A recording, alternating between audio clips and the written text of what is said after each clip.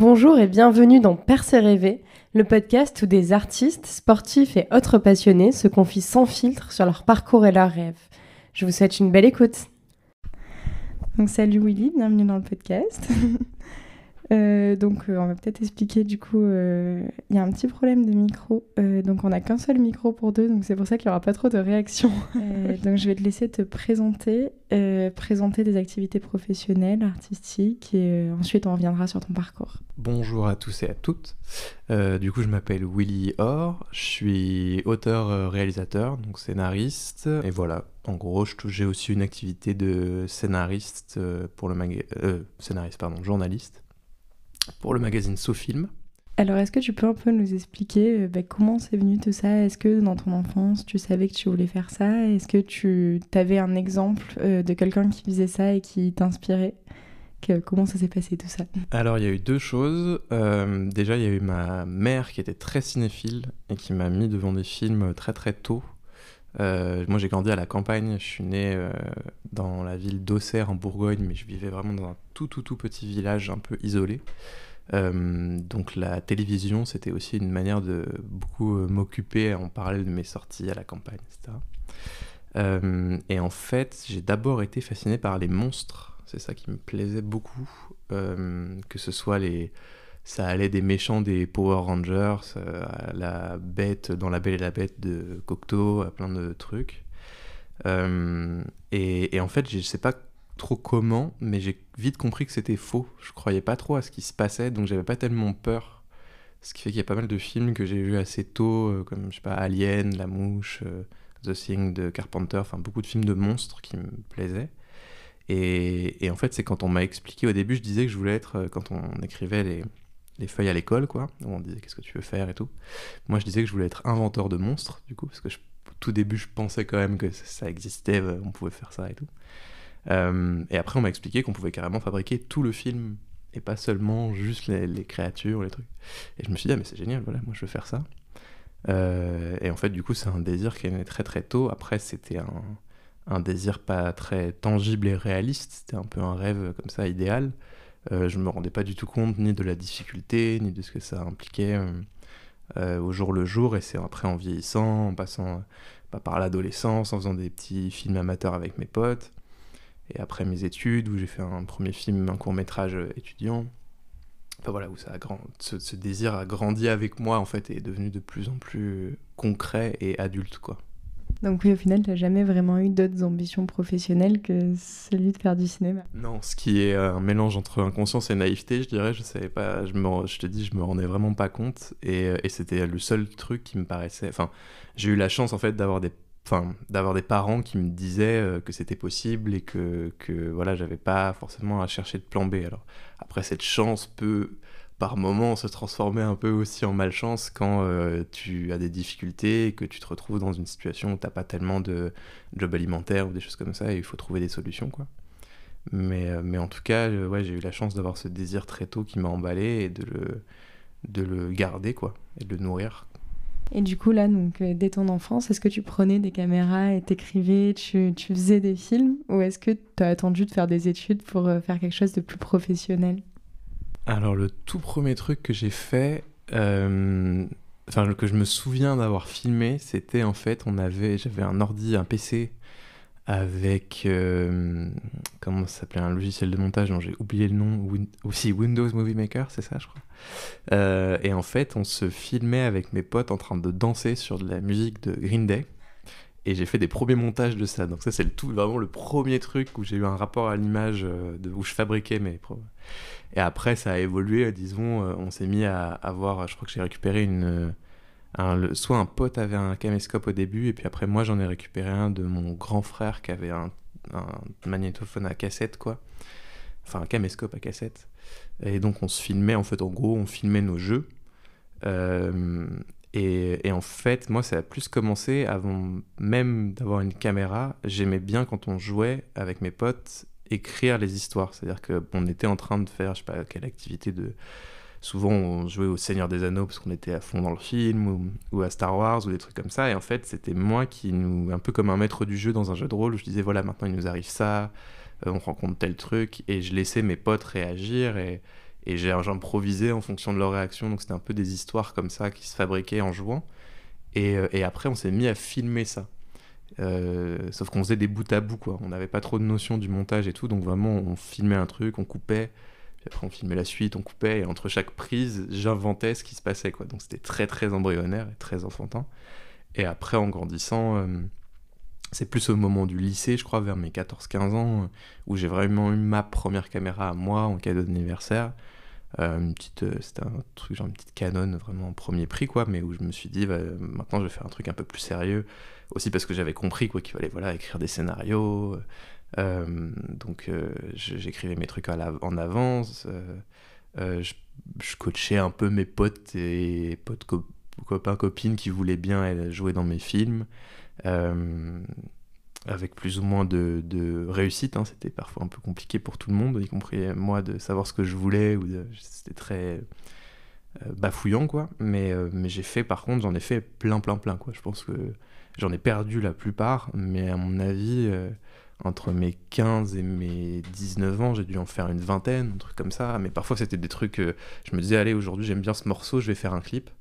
Et j'écrivais vraiment la situation avec mes 2 potes de chambre d'internat, parce que j'étais interne au lycée d'Auxerre. Je les filmais le temps de la soirée et je me le montais sur mon ordi avec iMovie. Et à la fin de la soirée, j'avais un clip, quoi. J'avais commencé à l'écrire et ça, c'était hyper stimulant et rafraîchissant, quoi. Et en fait, t'avais déjà compris qu'il y avait plusieurs métiers dans le cinéma et que tu pourrais pas tout faire? Parce que je sais que moi, je me disais, genre, je veux faire du cinéma, mais pour moi, le cinéma, c'était genre un métier, tu vois.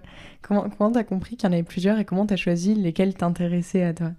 Alors au début, la chance des dispositifs légers et de l'amateurisme, c'est que j'étais un peu touche à tout. J'avais la chance de pouvoir un peu tout faire parce que, enfin, j'étais quand même seul, donc j'avais pas d'équipe technique. J'avais pas de là où j'ai grandi, personne à part moi enfin, les gens aimaient bien les films autour de moi, regardaient des films avec moi, mais personne me disait, voilà, moi je veux être monteur ou je veux faire du son ou de l'image ou machin. Donc je faisais tout. Alors après, du coup, tout était un peu nul parce que tu touches à tout, mais tu maîtrises rien.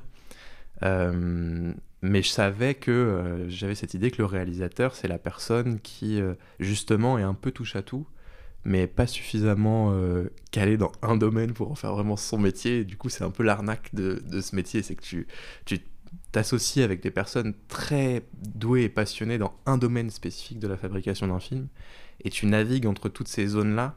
Et c'est ça que j'aime le plus, en fait, dans ce métier, c'est que du coup tu rencontres des gens qui sont hyper qualifiés, hyper passionnés dans leur domaine, et du coup ça s'est fait progressivement. Et après, l'écriture, c'était un truc que j'avais assez tôt par ailleurs, et même pas seulement dans la forme de scénario. J'écrivais des petites nouvelles, des poèmes, enfin, tous les trucs de l'adolescence littéraire classique et cliché, quoi. Et donc du coup c'est un peu ces 2 domaines-là, quoi. D'un côté, l'écriture, où je me suis dit, voilà, je veux en faire mon métier. C'est pour ça aussi que j'ai fait journaliste à côté, parce que pour moi, c'était une manière d'écrire et d'avoir un résultat, à savoir la publication qui était là, quoi. Et de l'autre, la réalisation, en faisant le choix de pas aborder la technique de manière trop poussée, quoi. Même si aujourd'hui, je fais un petit revirement. Mais voilà, du coup, c'est ça. Je savais, en fait, qu'il y avait un métier qui permettait un peu de toucher à tout, et c'est ça qui m'excitait le plus. Comment t'as choisi tes études? Alors, je me suis un petit peu laissé influencer par mes profs au lycée et par ma famille qui insistait pour que je fasse des études littéraires. Ce qui était un peu paradoxal parce que, en fait, j'aurais pu me pencher plus vite vers des écoles de cinéma vu que je savais que je voulais faire ça et tout, mais je pense que j'étais un peu pris dans un réflexe de classe aussi, un peu bourgeois, et puis un truc où j'étais à l'aise parce que j'étais un bon élève au lycée, et du coup j'ai fait une classe prépa littéraire pendant 2 ans, option théâtre, parce que la seule option cinéma qui était à Paris, elle me plaisait pas, enfin ça me faisait un peu peur, et puis je pense qu'en fait je m'étais un peu réfugié dans un truc très théorique et fantasmé, et que me confronter au réel était un peu dur. Et du coup j'ai fait donc 2 ans de classe prépa et ensuite une année de licence de philo parce que j'aimais beaucoup ça. À côté, je passais les concours de la FEMIS quand même, j'avais envie de rentrer dans cette école. Pareil, toujours un peu dans une logique élitiste et de classe où je me disais, voilà, c'est l'école, le grand truc, que je n'ai évidemment pas eu. comme beaucoup de gens. Et du coup, après, j'ai fait juste un master de recherche dans une école qui s'appelle l'EHESS, l'École des hautes études en sciences sociales. Mais en fait, c'était un mémoire de recherche sur les monstres et l'obscurité au cinéma, donc j'ai renoué avec mes premières passions, mais d'un point de vue vraiment théorique, où à côté, je continuais à faire des petits films avec mes potes et tout. Et c'est seulement après où je suis rentré en dernière année de Master Pro à la Sorbonne, réalisation, scénario et production. C'est un espèce de label qui englobe tout. Et j'ai eu beaucoup de chance parce que en fait, l'année où je suis tombé, déjà il y avait des gens très très très doués qui aujourd'hui ont beaucoup progressé dans leur carrière et tout, donc c'était très très inspirant, un peu intimidant, mais aussi très inspirant d'être d'un seul coup plongé dans une génération de gens qui faisaient la même chose que moi. Et en plus, on avait un dispositif où on a eu, enfin pas toute la classe, mais une partie de la classe a déposé tout le monde a déposé des dossiers et la moitié à peu près des étudiants ont été sélectionnés pour réaliser un court-métrage produit par France 3, une boîte de production qui s'appelle Everybody on Deck, et soutenu par l'ADAMI, qui est un dispositif d'aide pour les comédiens, et le festival Premier Plan d'Angers, qui est un très très très gros festival de court-métrage, et de long aussi d'ailleurs, pour faire un premier film, un premier cours, qui était un cours étudiant, mais dans des conditions vraiment vraiment top, quoi, avec une distribution assurée derrière en festival, en chaîne de télé et tout. Donc voilà, c'est en fait seulement à ce moment-là que je me suis vraiment plongé dans le milieu et le métier, quoi. Donc du coup, après cette école, comment tu as choisi tes projets? Comment tu les as écrits? En fait, parle-nous de tes projets et de ce que tu as voulu démontrer à travers eux. Alors, il y a eu plusieurs choses. Après le master, j'ai fait d'abord un stage assez long dans une boîte de prod qui s'appelle Scarlett Productions, qui fait plutôt de la série, parce que j'avais le désir de me familiariser avec ce médium-là, parce que je trouve que c'est un format super intéressant et très moderne, et je pense que notre génération va de plus en plus s'orienter vers ça, vers l'écriture et la réalisation des séries, parce qu'on a été bercé par ça. Et puis parce que l'époque aussi fait que les gens consomment beaucoup de séries. Et en parallèle de ce stage-là, où j'étais en fait assistant littéraire, donc globalement je bossais sur des scénarios, parfois c'était des unitaires de télé, parfois c'était des séries, par exemple comme Les Sauvages, qui est sorti sur Canal+. Donc j'étais un peu scénariste junior, mais en stagiaire, quoi, parce que voilà, c'est comme ça que fonctionnent les boîtes de prod souvent. Et après, j'ai eu la chance, ils ont été vraiment généreux parce qu'ils m'ont offert mon premier contrat de scénariste pour développer une bible de série avec d'autres auteurs plus confirmés. Et en parallèle de ça, j'ai réalisé un autre court-métrage, après mon court-métrage étudiant.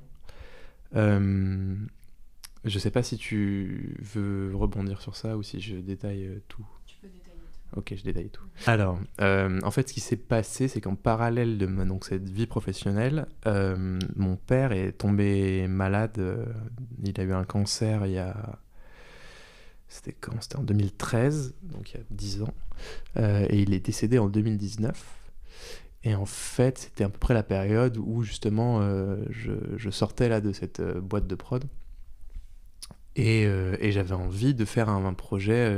Mon père venait de décéder et j'avais passé des années un peu difficiles parce que voilà, la maladie, une maladie comme le cancer, on est très happé par ça, toute la famille, on va voir la personne malade, etc. Enfin, c'était un peu compliqué de me sortir cette période de la tête, quoi. Et en fait, je me suis dit, bon, tu veux faire des films, tu veux continuer à faire des projets, donc t'es un peu coincé par ce qui t'arrive, et la seule solution, c'est d'en parler, en fait, c'est de faire des films qui sont proches de ça, parce que voilà, c'est ce que tu traverses.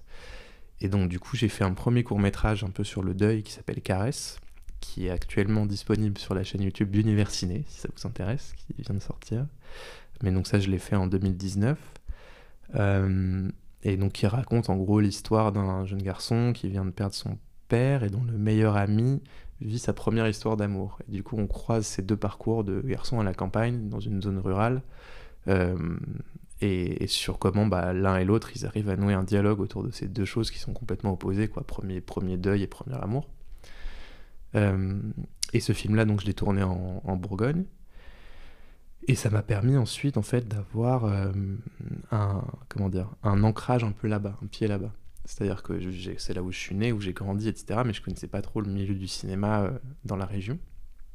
Et en fait, il y a un dispositif qui s'appelle le parcours Nouveau Talent, qui en gros est dans toutes les régions de France où tu peux t'inscrire à partir du moment où tu es né là-bas, etc. Et qui t'encadre un peu en tant que jeune professionnel pour développer des projets, etc. Et du coup, j'ai fait ça avec un projet de scénario. Et après, j'ai pu continuer à le développer et écrire d'autres choses et avoir un autre scénario qui a été sélectionné par le GREC, c'est le groupe de recherche en écriture cinématographique, qui est en gros un dispositif super vertueux pour les jeunes réalisateurs ou réalisatrices qui seraient porteurs d'un premier projet de court s'ils n'ont pas eu de film produit avant. Et moi, c'était mon cas, puisque j'avais fait un film de fin d'études et un film autoproduit. Donc j'ai pu postuler et avoir une bourse pour réaliser un autre film court qui s'appelle L'Amu, qui est disponible sur OCS TV, si ça vous intéresse. Et ce film-là, en fait, on a pu le produire dans des bonnes conditions aussi, parce qu'on a, en plus de l'aide du GREC, demandé l'aide de la région Bourgogne, qui nous a du coup coproduit le film, et le film est sorti il y a 1 an et demi maintenant, et il finit un petit peu sa vie en festival, et du coup ça m'a permis de porter des nouveaux projets. Et là je dépose à nouveau mon prochain court-métrage en février à la région Bourgogne, toujours, parce que c'est vraiment là où j'ai envie de faire des films. Et en parallèle de ça, du coup, j'ai été aussi scénariste sur des longs métrages, plus de genre. Donc j'ai rejoint un peu ma passion pour les monstres, etc. Et ça a été un autre grand pan de travail pour moi, où j'ai eu la chance vraiment d'être encadré par un directeur d'écriture qui est vraiment un scénariste très très fort, qui s'appelle Stéphane Castan, qui a réalisé là son premier long métrage qui s'appelle Vincent doit mourir, qui est en salle en ce moment, que je vous recommande, qui est vraiment un super film. Et en fait, il m'a aidé à développer 2 projets de long métrage dans le cadre d'une résidence qui s'appelle Sofilm de genre, où on m'a commandé donc ces projets. Donc c'était convenu que je serais auteur de ces projets, mais pas réalisateur. Et donc j'ai développé ces projets-là depuis 2020, donc je continue à les écrire. Alors parfois il y a des breaks parce qu'ils ont plusieurs projets, ils jonglent en fonction des aides qu'ils obtiennent, des personnes qui sont intéressées par les projets ou non, etc. Mais en gros, ça fait maintenant 2-3 ans que je suis scénariste pour Capricci, du coup, qui est une boîte de production, et Wild West. Et voilà, cette expérience-là m'a beaucoup servi aussi et m'a donné envie de passer au long de mon côté, d'écrire et de réaliser mon premier long. Donc là, je suis aussi en train de développer ça, en discutant avec différentes boîtes de production, en m'inscrivant à différents dispositifs de financement, d'accompagnement à l'écriture, etc. Voilà. Et cette collaboration-là, elle est arrivée comment ? Parce que j'imagine que tu n'as pas une offre d'emploi sur Internet. Qu'est-ce qui s'est passé pour que tu en arrives là ? Alors c'est là où j'imagine que je ne suis pas le premier à le dire sur le podcast, mais tout est un peu dans... Aucun parcours ne se ressemble. Par contre, dans le parcours qu'on trace, tout est toujours un peu interconnecté. Et c'est comme ça que les choses avancent, en fait. Je disais que tout à l'heure, j'avais réalisé Caresse, ce qui m'avait permis d'obtenir l'aide de la région pour le film suivant, etc. Là, c'est un peu la même logique, c'est-à-dire que j'étais pigiste pour le magazine Sofilm depuis pas mal d'années. Et donc j'avais eu l'occasion de rencontrer Thierry Lounas, qui est un des co-directeurs du magazine, notamment dans le festival le Sofilm Summer Camp qu'ils font à Nantes chaque année, où j'étais moi en tant que membre de la rédaction. Je suis venu animer des débats, rencontrer des personnalités du cinéma, etc. Et donc du coup Thierry avait un peu il voyait qui j'étais, quoi. Et j'ai appris qu'il faisait ses résidences et qu'il cherchait des auteurs. Et du coup, j'avais son numéro et je lui ai écrit en lui disant je pige pour le magazine depuis pas mal d'années, mais à côté, je suis aussi scénariste, donc si ça t'intéresse de me sélectionner ou de me prendre dans ce dispositif, ce serait bénéfique pour moi. Alors juste, je fais une petite parenthèse, par contre, je réfléchis à voix haute, parce qu'il y a un concours organisé par ces résidences, Sofilm de genre, qui existe. Là, c'était pas ça, c'est-à-dire que j'avais le même cadre, ça se passait au même endroit, etc. Mais c'était un circuit un peu parallèle où il a fait une espèce de pépinière d'auteurs avec que des journalistes, en fait. Il aime bien faire ça en plus des activités qui sont encadrés, où ils font des sélections et où les gens sont sélectionnés à partir de dossiers, où c'est très sérieux, et voilà. Il n'y a pas eu de coupe-fil par rapport à ça, c'était vraiment quelque chose de parallèle qu'il organisait. Et où du coup, en fait, il a pris 3 journalistes de SOFIM, dont moi, pour tenter de développer des projets. Et puis en fait, après, ça s'est bien passé, avec un premier projet où on l'a poussé assez loin, etc. Et puis du coup, après, voilà, une fois que t'es dans la machine, il m'a sollicité pour redévelopper un nouveau projet. Et voilà, c'est un peu comme ça que ça s'est fait, quoi. Ouais, juste faire une petite question, précision, parce que du coup, je pense que tu es la première personne à utiliser le terme résidence dans le podcast. Donc, je vais juste te laisser expliquer pour ceux qui connaissent pas ce qu'est une résidence, en fait, d'écriture. En général, quand on est porteur d'un projet de scénario, que ce soit en court ou en long métrage, c'est très très long et difficile de les voir se concrétiser. Et donc il y a des étapes un peu intermédiaires avant les financements des films ou la sélection du scénario par des boîtes de production qui décident de vous accompagner et de vous aider à faire le projet.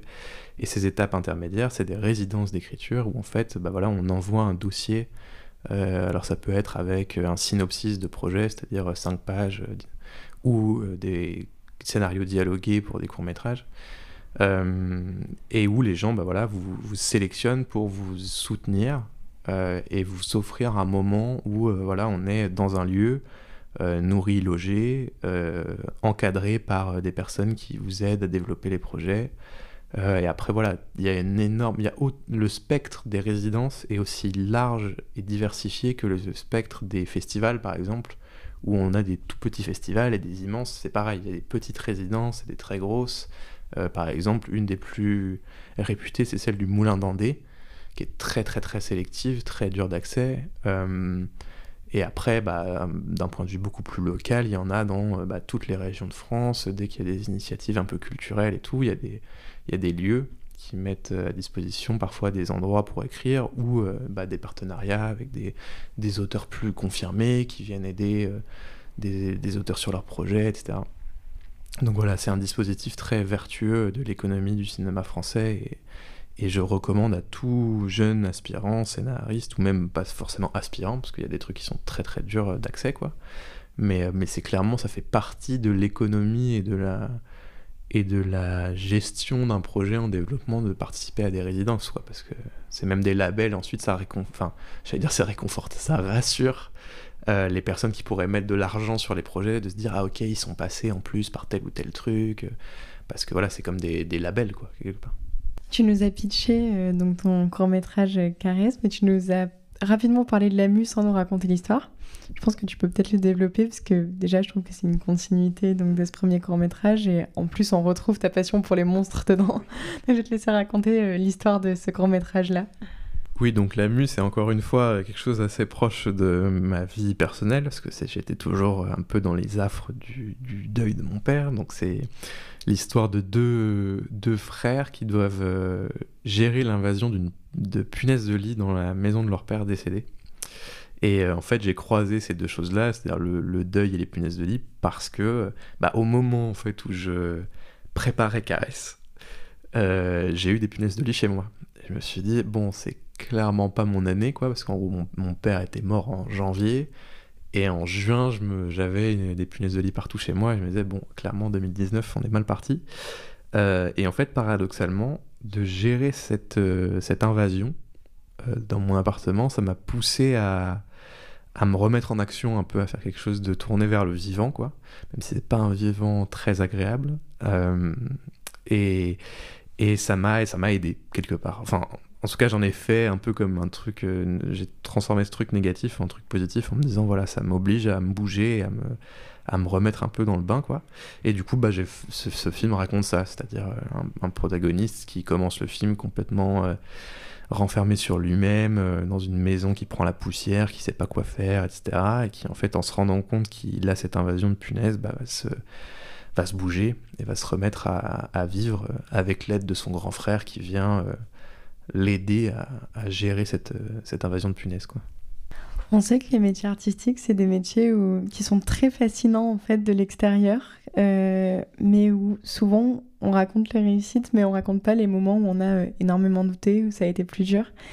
Donc j'essaie justement de faire un podcast sans tabou pour que les personnes qui traversent ces moments-là se disent pas qu'elles sont nulles et qu'elles vont arrêter. Est-ce que tu peux nous parler, toi, des moments où ça a peut-être été plus dur et de comment tu fais et qu'est-ce qui te raccroche à ce métier dans ces moments-là? Bien sûr, il faut être ultra transparent sur ça, d'autant plus qu'il n'y a pas... Enfin, en fait, il n'y a pas un groupe de personnes qui vit ça, hein. C'est absolument tout le monde, même les personnes qui sont dans des strates de réussite complètement dingues, qui ont des Césars, enfin, ça m'est... Vraiment, je vous dis ça, j'en ai parlé avec des gens que je connais, quoi, qui ont eu des prix, des trucs comme ça, même une Palme d'Or, et qui après ont des moments où c'est dur, parce que en fait, c'est une espèce de montagne russe permanente, ce métier et ce milieu, où rien n'est jamais vraiment acquis. Et du coup, en fait, moi, ce qui m'a beaucoup aidé, c'est de comprendre ça. C'est-à-dire de me dire, il n'y a pas les nuls d'un côté et les bons de l'autre. Il n'y a pas ceux qui réussissent et ceux qui échouent. On est tous dans la même galère. Et ce qui aide beaucoup je trouve, à comprendre ça, c'est d'avoir des regards extérieurs sur ce milieu. C'est-à-dire qu'en fait, on est souvent un peu cannibalisé par la façon dont les gens se voient dans le milieu. C'est-à-dire que voilà, moi, je peux vous citer toutes les grosses boîtes de prod parisiennes de courts-métrages qui marchent, parce que c'est mon métier, parce que c'est ma vie. Il y a plein de gens qui sont très cinéphiles, passionnés par le cinéma, ils en connaissent pas deux. Et en fait, ils font aucune différence entre une boîte de prod qui, depuis 10 ans, cartonne à fond et a produit, je sais pas, 3 films qui ont eu des Césars du meilleur court, d'un côté, et de l'autre, une toute petite asso qui vient de faire un film autoproduit, et puis par un hasard de sélection, les 2 films se retrouvent programmés lors d'une même séance. Les spectateurs, ils voient les films, point. Et en fait, cette distance-là, je trouve qu'elle est hyper saine, parce que elle rappelle pour qui on fait des films, c'est-à-dire le public, et pourquoi on les fait. C'est-à-dire, est-ce qu'on les fait pour avoir une espèce de validation interne, ou de toute façon, c'est quand même un jeu un peu d'influence malgré tout, sans que ce soit forcément malsain, mais c'est une réalité et c'est pas grave. Ou est-ce qu'on les fait parce que c'est quelque chose dont on a besoin, parce que c'est un moyen d'expression qui nous aide à vivre, ou à survivre. Et du coup, franchement, moi, c'est vraiment... Je passe par tous les états, hein. Il y a des jours où je suis content, où il m'arrive des trucs positifs, donc du coup, c'est comme remettre de l'essence dans un moteur, quoi.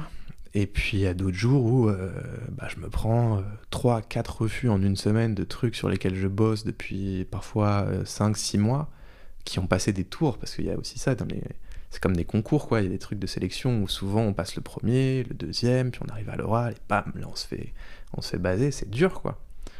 Et en plus de ça, il y a la question de la survie économique, qui est quand même un truc aussi où, moi par exemple, je suis pas du tout que ancré dans le milieu du cinéma. Mes amis les plus proches, ils ont des métiers plus classiques, y compris la personne avec qui je vis en ce moment, ma compagne, elle est professeure des écoles, donc on peut difficilement faire plus carré, quoi, en termes de revenus, de rythme, d'organisation. Et en fait, parfois c'est dur, ça aussi. C'est-à-dire de voir... c'est les personnes autour de nous grandir, à valider ces espèces de revenus ou de cadres hyper sécurisants. Et nous, on est toujours dans un truc un peu flottant, on ne sait pas ce qui va nous arriver dans 6 mois, dans 1 an, parfois dans 1 semaine, ça dépend des moments.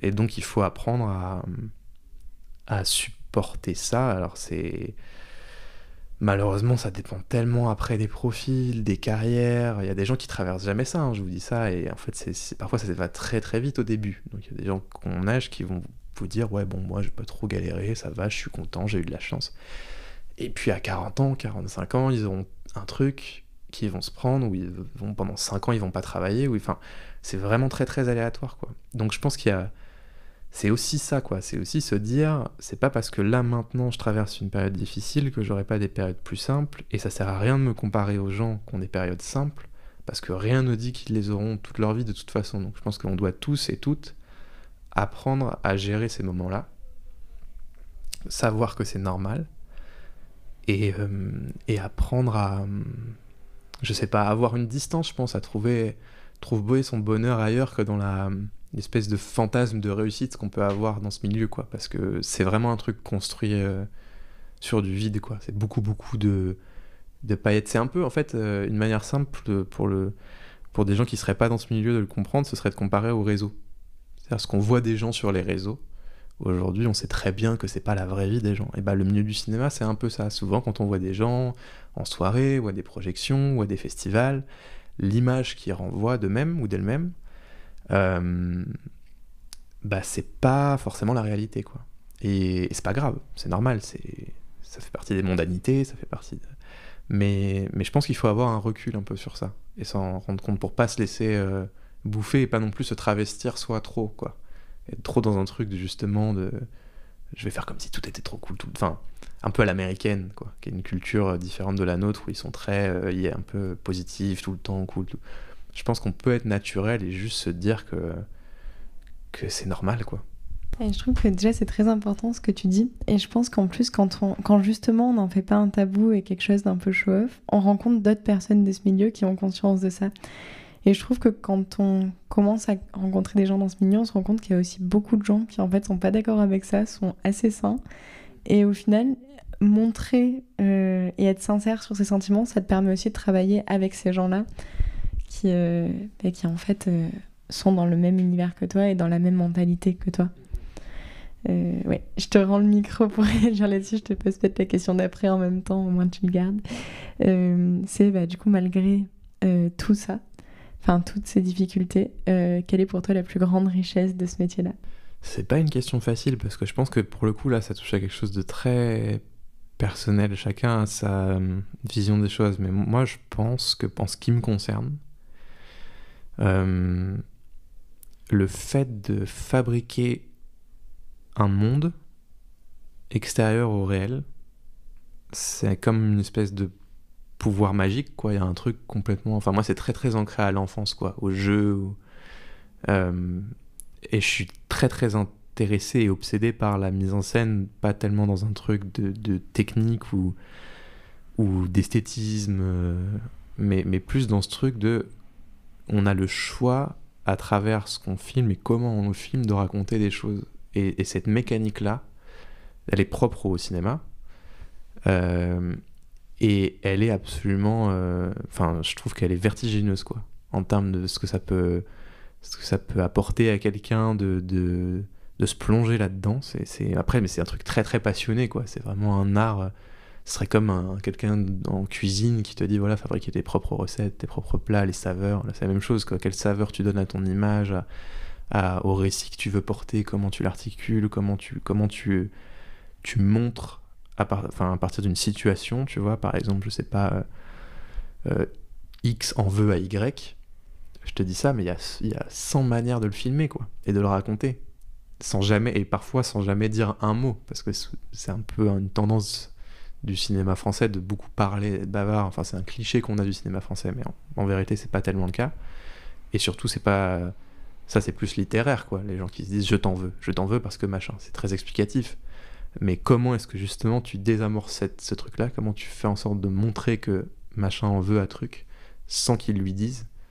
Moi, je trouve ça passionnant, et pour moi, c'est une richesse, en fait, vraiment... c'est un peu intellectuel, enfin, sans être dans un truc prétentieux, quoi, ni cérébral, mais je trouve que c'est assez rare, en fait, dans la vie, de pouvoir te pencher sur ça, sur comment tu donnes à voir les choses, comment tu fabriques quelque chose qui est à la fois très très très proche de toi, mais qui doit et peut parler aux autres. Ça, c'est pour tout l'aspect personnel, je dirais. Et après, la richesse humaine, elle est quand même ultra présente, parce que, en fait, tu disais tout à l'heure... tu peux faire le distinguo une fois que t'es honnête, en gros, entre les personnes qui sont sincères et puis celles qui sont en représentation, mais parfois même les personnes en représentation, ça peut être une forme de peur, de manque de confiance, ou au contraire de trop de confiance en soi, mais ça arrive à tout le monde, ça m'est arrivé. Moi, je suis sûr qu'il y a plein de soirées ou plein de moments dans ma vie où je suis passé pour un type pas très fréquentable et pas très agréable. Mais je pense que y a quand même globalement un truc qui anime tous les gens qui font ce métier, parce que sinon tu tiens pas, je pense. Et cette petite flamme-là de passion qui est quand même que tu peux trouver, même en grattant un peu parfois s'il faut, Ça permet de créer quand même des échanges et des discussions autour de l'art qu'est le cinéma en général, qui est quand même hyper beau, quoi, hyper intense et qui permet de se livrer différemment, quoi. Depuis tout à l'heure, tu fais beaucoup d'allers-retours justement sur le rapport entre ton travail et l'enfance. Je conclue toujours les épisodes de la même façon et je pense que du coup ça va être assez intéressant. Je pose toujours cette question de si toi aujourd'hui, avec tout ce que tu as fait, tu pouvais te parler au toi enfant qui commence à rêver de faire du cinéma, qu'est-ce que tu te dirais ? Je pense que je me dirais... je m'ancrerais un peu plus. Parce que je pense que... j'ai grandi dans un cadre où l'imaginaire était très très débordant. J'avais même... j'ai des souvenirs d'enseignants en primaire qui me disaient que voilà, j'étais un peu perdu dans le jeu et que j'avais du mal parfois même à distinguer le réel de l'imaginaire aussi parce que j'étais un peu isolé dans un milieu rural et du coup je passais beaucoup de temps, je sais pas, dans les forêts, dans les trucs, à juste être dans mon monde, quoi, dans ma tête. Et c'est quand même un univers et un milieu très tangible et très concret, le cinéma. Et il faut pas trop se perdre dans les fantasmes, dans les rêves. Faut que ce soit une espèce de...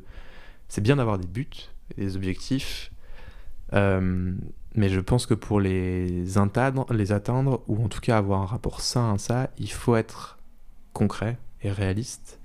Et du coup, bon, tu vas pas dire ça à un enfant, ça c'est plus ce que je me serais dit ado. Mais je pense que je commencerai à planter des petites graines de, voilà, prépare-toi à ça, à ça, à ça, c'est très bien que t'aies ça, t'as un imaginaire très riche, t'es passionné, t'adores tout ça, mais il y aura aussi ces choses-là à gérer, et il faut que tu t'y prépares. Et si jamais ça marche pas, il faut que tu sois suffisamment armé pour rebondir, quoi. Alors après, je pense, là, j'ai une belle fille de 7 ans, donc c'est une manière j'essaie de me dire comment je lui parlerais si... Et je pense que si je lui disais ça, elle comprendrait rien, elle me dirait oui, ok, elle retournerait jouer, donc je sais pas vraiment ce que je me dirais. Peut-être que ouais, je me laisserais un peu tranquille et j'irais plutôt avoir une conversation un peu plus sérieuse avec mon moi adolescent, pour le coup. Là, il y aurait plus de trucs à se dire sur ce sujet. Merci beaucoup en tout cas pour ton honnêteté, merci d'être venu dans le podcast. Rien, c'était un plaisir et merci à vous pour votre écoute. J'espère que ça a pu vous parler ou vous intéresser. L'épisode est maintenant terminé, j'espère qu'il vous a plu. N'hésitez pas à vous abonner au podcast sur les plateformes et sur les réseaux sociaux pour ne rien manquer de son actualité. Et je vous dis à très bientôt.